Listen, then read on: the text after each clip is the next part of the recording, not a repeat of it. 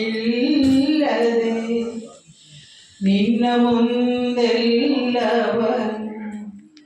ಬೀಚಿಡುವೆ ಓ ಗುರುವೇ ಅಂತರಾತ್ಮ. ಮುಚ್ಚುಮರೆಯಿಲ್ಲದೆ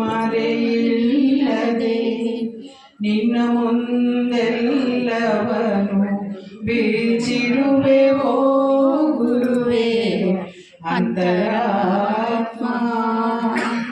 ಪಾಪವಿದೆ ಪುಣ್ಯವಿದೆ ನರಕವಿದೆ ನಾಗವಿದೆ. ಪಾಪವಿದೆ ಪುಣ್ಯವಿದೆ ನರಕವಿದೆ ನಾಗವಿದೆ.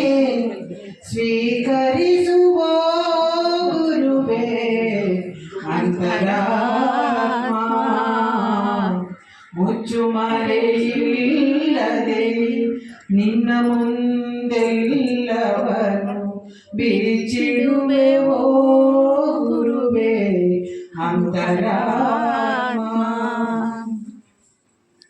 ರವಿಗೆ ಕಾಂತಿಯ ನೀವ ನಿನ್ನ ಕಣ್ಣೀಕ್ಷಿಸಲು ಪಾಪ ತಾನುಳಿಯುವುದೇ ಪಾಪವಾಗಿ. ರವಿಗೆ ಕಾಂತಿಯ ನೀವ ನಿನ್ನ ಕಣ್ಣೀಕ್ಷಿಸಲು ಪಾಪ ತಾನುಳಿಯುವುದೇ ಪಾಪವಾಗಿ. ಗಂಗೆ ತಾನು ಭವಿಪ ನಿನ್ನಡಿಯ ಸೋಂಕಿಂಗೆ ನರಕ ತಾನುಳಿಯುವುದೇ ನರಕವಾಗಿ. ಮುಚ್ಚುಮರೆಯಿಲ್ಲದೆ ನಿನ್ನ ಮುಂದೆಲ್ಲವನು ಬೀಚಿಡುವೆ ಓ ಗುರುವೇ ಅಂತರಾತ್ಮ. ಶಾಂತ ರೀತಿಯೊಳೆಮ್ಮಿ ಕದಡಿರುವುದೆನ್ನಾತ್ಮ. ನಾಂತ ರೀತಿಯು ಅದೆಂತೋ ಓ ಅನಂತ. ಶಾಂತ ರೀತಿಯೊಳೆಮ್ಮಿ ಕದಡಿರುವುದೆನ್ನಾತ್ಮ. ನಾಂತ ರೀತಿಯೊ ಅದೆಂತೋ ಓ ಅನಂತ. ನನ್ನ ನೀತಿಯ ಕುರುಡಿ ನಿಮ್ದೆನ್ನ ರಕ್ಷಿಸೈ. ನನ್ನ ನೀತಿಯ ಕುರುಡಿ ನಿಮ್ದೆನ್ನ ರಕ್ಷಿಸೈ. ನಿನ್ನ ಪ್ರೀತಿಯ ಬೆಳಕಿ ನಾನಂದ ಕೊಯ್. ಮುಚ್ಚುಮರೆಯಿಲ್ಲದೆ ನಿನ್ನ ಮುಂದೆಲ್ಲವನು ಬೀಚಿಡುವೆ ಓ ಗುರುವೇ ಅಂತರಾತ್ಮ. ಪಾಪವಿದೆ ಪುಣ್ಯವಿದೆ ನರಕವಿದೆ ನಾಗವಿದೆ. ಪಾಪವಿದೆ ಪುಣ್ಯವಿದೆ ನರಕವಿದೆ ನಾಗವಿದೆ. ಸ್ವೀಕರಿಸುವ ಗುರುವೇ ಅಂತರಾತ್ಮ. ಮುಚ್ಚುಮರೆಯಿಲ್ಲದೆ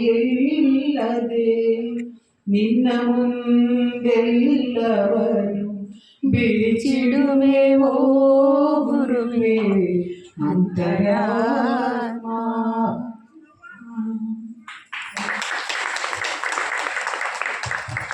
ಬಹಳ ಚೆನ್ನಾಗಿ ಹಾಡಿದ್ದೀರ. ಅಜ್ಞಾನತಿಮಿರಾಂಧ ಅದು ನಮಗೆ ಪರಬ್ರಹ್ಮವಾಗಿಯೇ ತೋರಬೇಕು. ಆ ರೀತಿ ನಮಗೆ ಜ್ಞಾನವನ್ನು ಕೊಡುವವನು ಸದ್ಗುರು. ನಾನು ಮೊದಲನೇ ಸತಿ ಅಪ್ಪ ಭೇಟಿ ಮಾಡಿದಾಗ ಇಲ್ಲೇ ಹೊಸದುರ್ಗದಲ್ಲೇ ರವೀಶ್ ಮನೆಯಲ್ಲಿ ಭೇಟಿ ಮಾಡಿದೆ. ಆಗ ನನಗೆ ಕೇಳಿದ್ದಿಷ್ಟೇನೆ, ನಿನಗೆ ಆತ್ಮಜ್ಞಾನ ಬೇಕಂತ ಹೇಳಿದ್ರು. ಒಂದಲ್ಲ 8 ಸತಿ ಕೇಳಿದ್ರು ಬೇಕಾ ಅಂತ. ಎಲ್ಲಿಗೆ ಕೂತಿದ್ರು ಫೋನ್ ಮಾಡಿ ಮತ್ತೆ ನನಗೆ ನಿಂಗೆ ಆತ್ಮಜ್ಞಾನ ಬೇಕಂತ ಕೇಳಿದ್ರು. ಗುರುವೇ ಬೇರೆ ಸದ್ಗುರುವೇ ಬೇರೆ. ಈ ಆತ್ಮಜ್ಞಾನ ಅಂದರೆ ಏನು ಅಂತ ಯಾಕಂದ್ರೆ ನಮಗೆ ಯಾವಾಗಲೂ ಜೀವನದಲ್ಲಿ ಸುಖವಾಗಿರಬೇಕು ಅಂತ ಒಂದು ಬಯಕೆ ಇರುತ್ತೆ. ಆ ಸುಖ ನಮ್ಮ ಈ ಜೀವನದಲ್ಲಿ ಇಲ್ಲಿರುವ ವಸ್ತುಗಳಲ್ಲಿ ಶಾಶ್ವತವಾದ ಸುಖ ಸಿಕ್ಕಲ್ಲ.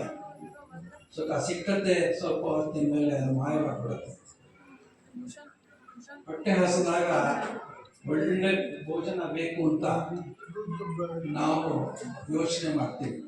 ಗೋಲಿ ಭೋಜನ ಕೊಟ್ಟರೆ ಉಂಡು ತೃಪ್ತರಾಗ್ತೀವಿ.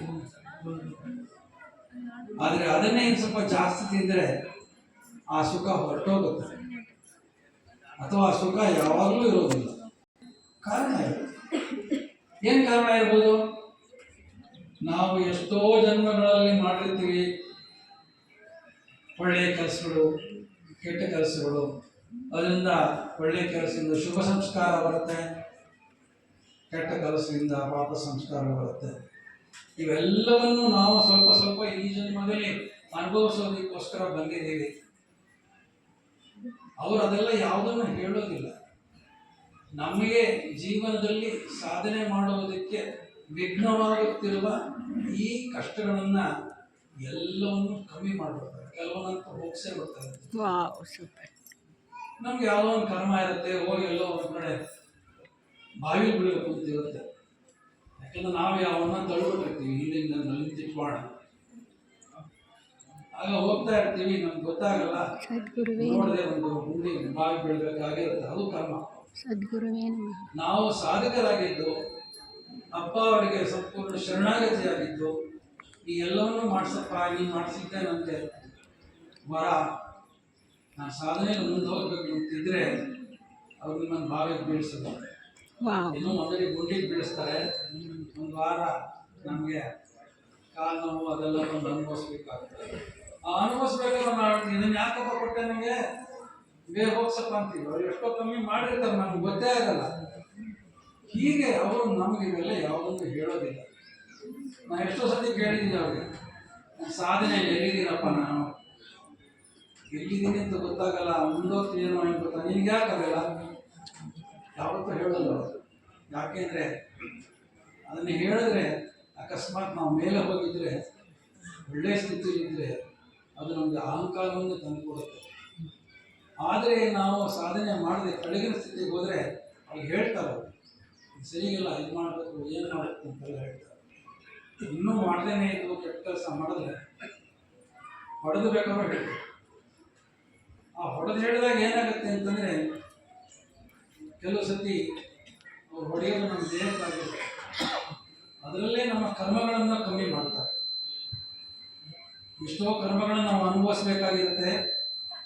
ಆ ಕರ್ಮಗಳನ್ನು ಅವ್ರು ಕರೆದು ನಮ್ಗೆ ನಮಸ್ಕಾರ ಮಾಡಿ ಮೊದಲೇ ಅವರು ರೇಗಿ ಅವ್ರಿಗೆ ರೇಟ್ ಕೊಟ್ಟು ಕಡೆಯಲ್ಲಿ ಕರೆದು, ಬಾ ನೀನು ಕರ್ಮ ಆಗಿತ್ತು, ಇದನ್ನು ನೋಡಿದ್ದೀನಿ, ನೀನು ಅವರಿಗೆ ಶರಣಾಗತಿಯಿಂದ ಇದ್ದರೆ ನಮ್ಮ ಜೀವನ. ಆಮೇಲೆ ನಂಗೆ ಆಶ್ಚರ್ಯ ಆಗುತ್ತೆ, ಇಷ್ಟೊಂದು ಜನ ಇದ್ದೀವಿ ನಾವಿಲ್ಲಿ, ಇನ್ನೂ ಅವರ ಭಕ್ತರು ಸಾವಿರಾರು ಜನ ಇರಬಹುದು. ಎಲ್ಲರಿಗೂ ಯಾವ ಸುಖ ಬೇಕು ಎಲ್ಲವನ್ನು ಹೇಗೆ ಕೊಡ್ತಾರೆ ಅಂತ ಅಲ್ಲೇ ಇರೋದು ಅವರ ಶಕ್ತಿ ಅಗಾಧ. ಅವರು ನಮ್ಮ ಮನಸ್ಸಿನಲ್ಲೂ ಇರ್ತಾರೆ, ನಮ್ಮ ದೇಹದಲ್ಲೂ ಇರ್ತಾರೆ. ನಮ್ಮ ಆತ್ಮ ಅಂತ ಬಂದಿದ್ದರೆ ಅವರು ಅದೇ ಅವರು.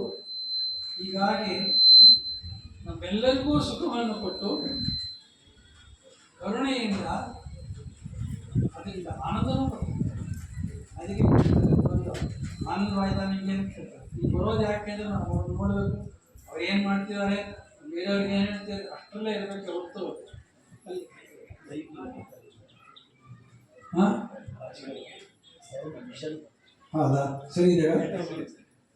ಹಾಗೆಲ್ಲ ಕೇಳಿ ನಮಗೆ ಮಾರ್ಗವನ್ನು ತೋರಿಸ್ತಿರ್ತಾರೆ, ನಮ್ಗೆ ಗೊತ್ತಾಗಲ್ಲ. ನಮ್ಗೆ ಬಂದೆ ಎಷ್ಟೊತ್ತಾದರೂ ಮಾತಾಡಿಸ್ತಿಲ್ಲ ಅವರು. ಅನ್ಕೊಂಡ್ರೆ ಅಪ್ಪಂಗೆ ಏನಾದ್ರು ಬೇಜಾರೋ ಏನೋ, ಎಲ್ಲಿ ಯಾವುದೂ ಇಲ್ಲ. ಅವ್ರು ನಮ್ಗೆ ಯಾವ ಮಾತಾಡಿಸ್ಬೇಕು ಅಂತಿರ್ತಾರೋ ಅವ್ರು ಮಾತಾಡಿಸ್ತಾರೆ. ಮುಖ್ಯವಾಗಿ ನಾನು ಹೇಳೋದೇನೆಂದರೆ, ನಾವು ಇಲ್ಲಿ ಬಂದು ಅಪ್ಪನ ಜೊತೆ ಇದ್ದು ಈ ಸಮಾರಂಭಗಳನ್ನು ನಾವು ನೋಡಿ ಮನಸ್ಸಿನಲ್ಲಿ ಅದನ್ನು ಚೆನ್ನಾಗಿ ಜ್ಞಾಪಕ ಇಟ್ಕೊಂಡು ಮನೆಗೆ ಹೋದ ಮೇಲೆ ಅದನ್ನೇ ಮೆಲುಕು ಹಾಕಬೇಕು. ಅವರು ಅವರು ಪ್ರತಿ ಒಂದು ವೇದಿಕೆಯಲ್ಲೂ ಹೇಳ್ತಾರೆ, ನಿರಂತರವಾಗಿ ಜಪ ಮಾಡಿ, ನಿರಂತರವಾಗಿ ಆತ್ಮಚಿಂತನೆ ಮಾಡಿ ಅಂತ ಹೇಳ್ತಾರೆ. ನಿರಂತರ ಅಂದರೆ ಬ್ರೇಕ್ ಇಲ್ಲದೆ ಅಂತ, ಅಂದರೆ ಒಂದು ಚೂರು ಬ್ರೇಕ್ ಅದು ಯಾವಾಗ ಮಾಡಬೇಕಂತ. ಮನಸ್ಸಲ್ಲಿ ಮಾಡೋದಕ್ಕೆ ಏನಂತೆ, ನಮಗೆ ಬಾಹ್ಯದಲ್ಲಿ ನಾವು ಮಾಡ್ತಾ ಇರ್ತೀವಿ, ಬೆಳಗ್ಗೆ ಸ್ನಾನ ಮಾಡ್ತೀವಿ, ಎಲ್ಲ ಮಾಡ್ತೀವಿ, ಬೇರೆ ಏನೋ ಯೋಚನೆ ಮಾಡ್ತೀವಿ. ಆ ಬೇರೆ ಏನೋ ಯೋಚನೆ ಮಾಡೋದು ಅರ್ಪಣೆ ಯೋಚನೆ ಮಾಡೋದು. ಹೀಗೆ ಸತತವಾಗಿ ನಾವು ಅವ್ರ ಬಗ್ಗೆ ಯಾವ ರೀತಿ ಯೋಚನೆ ಎಲ್ಲರೂ ಮಾಡಿ. ನಿಮಗೆ ಗೊತ್ತು, ಹಿರಣ್ಯಕಶಿಪು ವಿಷ್ಣುವಿನ ಬೈದು ಅವರು ನಮಗೆ ಅದನ್ನು ಪರಬ್ರಹ್ಮನ ಅರಿವು ಮಾಡಿಕೊಡಬೇಕು ಅಂತ ಮನುಷ್ಯ ದೇಹವನ್ನು ಹೊತ್ಕೊಂಡು ಬಂದಿರ್ತಾರೆ. ಅವರು ಮುಕ್ತರೇ, ಅವರ ಅವಧೂತರು. ಹಾಗಾಗಿ ನಾವು ಅವರನ್ನು ಮನುಷ್ಯರ ಅಂತ ನೋಡುವುದು ಬಹಳ ತಪ್ಪು ಅಂತ ನನ್ನ ವಿಚಾರ. ಆದ್ದರಿಂದ ಅಂಥ ಅವಧೂತರು ನಮಗೆ ಸಿಕ್ಕಿದ್ದಾರೆ. ನಾವು ಅವರನ್ನು ಆದಷ್ಟು ಸಂಪೂರ್ಣವಾಗಿ ಅವರ ಧ್ಯಾನದಲ್ಲೇ ಇದ್ದು ಅವ್ರೇನು ಹೇಳ್ತಾರೋ ಕೇಳಿ, ಬಂದಾಗ ಅವ್ರೇನು ಮಾಡ್ತಾರೋ ನೋಡಿ ಅದೇ ಧ್ಯಾನದಲ್ಲಿರಬೇಕು, ಹೋದ ಮೇಲೂ ಅದೇ ಧ್ಯಾನದಲ್ಲಿರಬೇಕು. ಆದ್ದರಿಂದ ಇದು ನನ್ನ ಒಂದು ಅನಿಸಿಕೆ. ತಾವು ಆದಷ್ಟು ಮಾಡಿದ್ರೆ ಸರಿ ಹೋಗುತ್ತೆ ಅನಿಸುತ್ತೆ. ಅಪ್ಪನ ಕೇಳಬೇಕು, ನಾನು ಹೇಳಿ ಸರಿ ಏನಪ್ಪ ಅಂತ.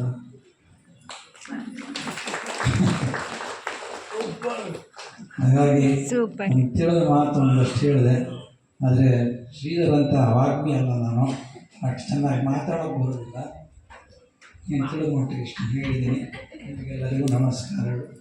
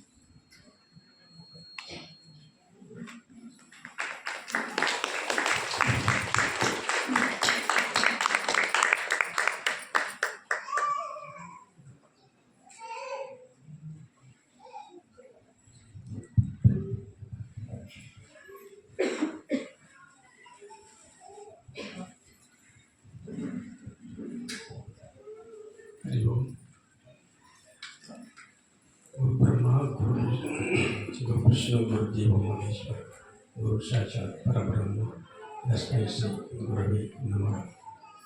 अगदानंतर परमसुर केवल ज्ञानमूर्ति तत्वोदय ಏಗಂ ನಿತ್ಯಂ ವಿಮಲಂ ಸರ್ವಂ ಶಾಶ್ವತಂ ಭಾವಾತೀತಂ ತ್ರಿಗುಣರಹಿತಂ ಸದ್ಗುರುಂ ನಮಾಮಿ. प्रिय श्रीनिवासराय भकुतर प्रिय श्रीनिवासराय जगज्जन्मादिकर्ता गोविंद उदरದಿ ಲೋಕ ಭಾಗ್ಯಗಳಾಗಿರ್ತಕ್ಕಂಥ ಶ್ರೀ ಗುರು ಮತ್ತು ಅವರ ಪತ್ನಿ ವೇದಿಕೆಗೆ ಆಗಮಿಸಬೇಕು. ಅವರಿಗೆ ಗುರುಗಳಿಂದ ಆಶೀರ್ವಾದಗಳನ್ನು ನೀಡಲಾಗುತ್ತೆ.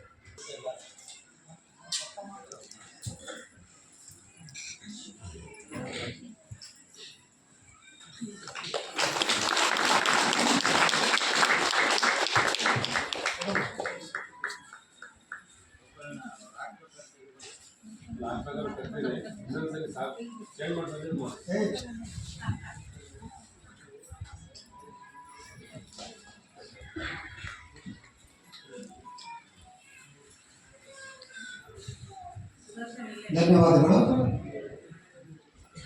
ಶ್ರೀ ಪ್ರಭುಲಿಂಗ ಸ್ವಾಮಿಗಳಿಂದ ಒಂದೆರಡು ಮಾತು.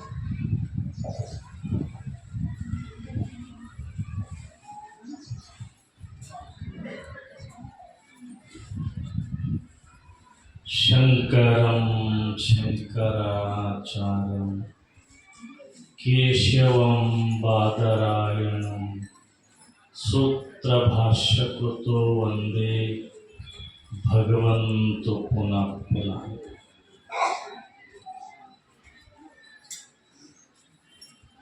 ಜಗದ್ಗುರು ಸಿದ್ಧಾರೂಢರನ್ನು ಹೃದಯದಲ್ಲಿ ಸ್ಮರಿಸಿ ತ್ರಿಮೂರ್ತಿಯಾಗಿರ್ತಕ್ಕಂಥ ದತ್ತ ಸ್ವಾಮಿಗಳಿಗೂ ಸದಾ ಸ್ಮರಿಸಿ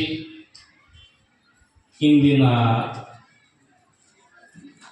ಈ ಮಠ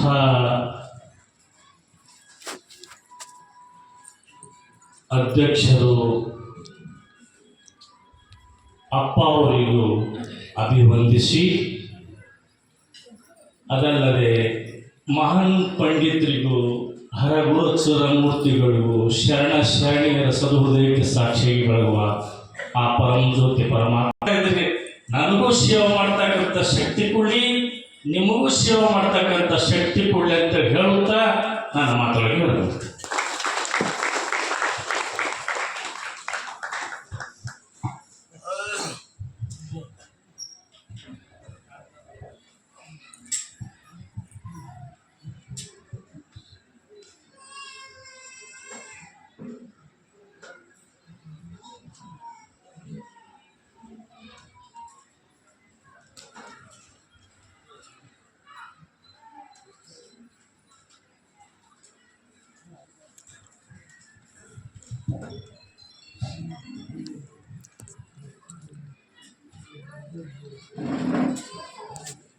ಶ್ರೀಪ್ರಿಯ ಸಫಾರಿ ಅವರಿಂದ ಒಂದು ಭಜನೆ.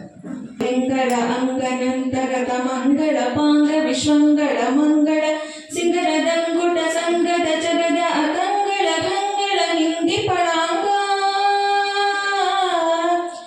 ಪನ್ನಗ ಪನ್ನ ಶಯನ್ನ ಮಹೋನ್ನತ ಪನ್ನಗ ಹರವ ಹನ್ನರ ತುನ್ನ ಭವಾನ ಸುಭೋನ್ನತ ರನ್ನಗರನ್ನಿಜ ನಿನೆದುರಿನ್ಯಾರಿನ್ನೊಡೆಯನ್ನೇ ಎಂಥ ಶ್ರೀಮಂತಾನಂತಾನೋ ಶ್ರೀ